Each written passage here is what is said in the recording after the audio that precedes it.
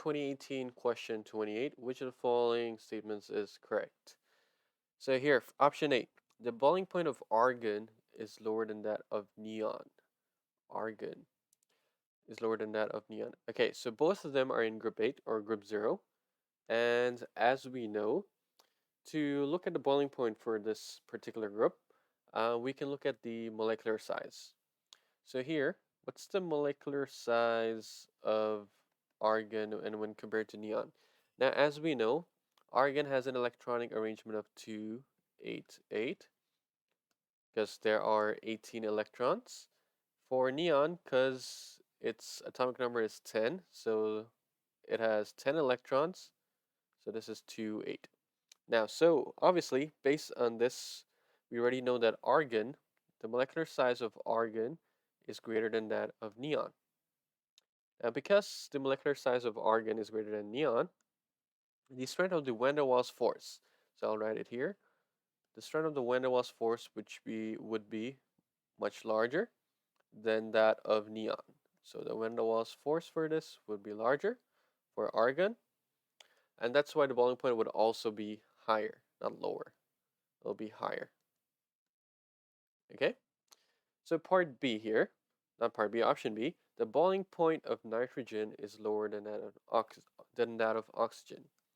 Now for this in chapter 2, so book 1A, chapter 2, Planet Earth, the very first book. Over there you should have learned about the fractional distillation of liquid air.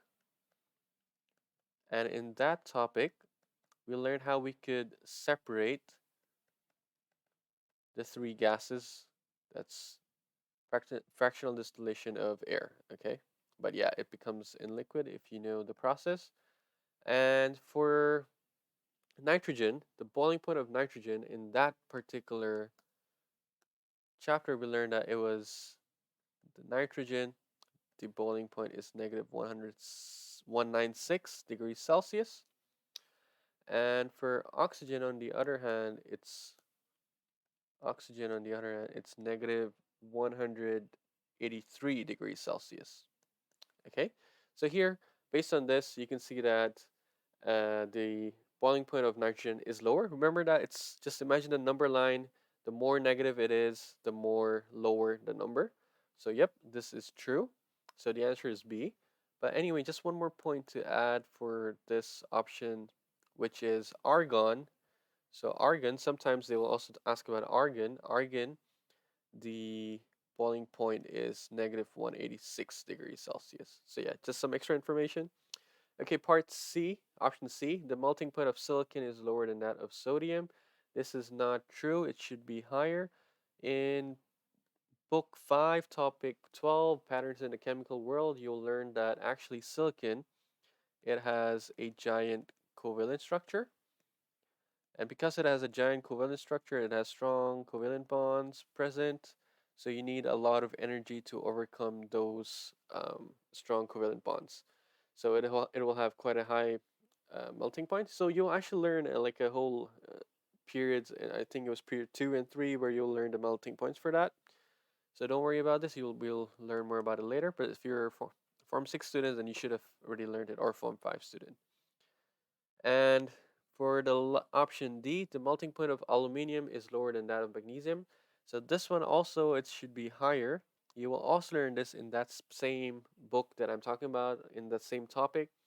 So this one, because I can actually explain you right now, for aluminium, it has a higher number of outermost shell electrons. So we know aluminium is in group 3. So a number of outermost shell electrons in aluminium is 3, whereas in magnesium, we know it's in group 2. So because it's having 3 outermost shell electrons, so the melting point will be depending on the strength of the metallic bond.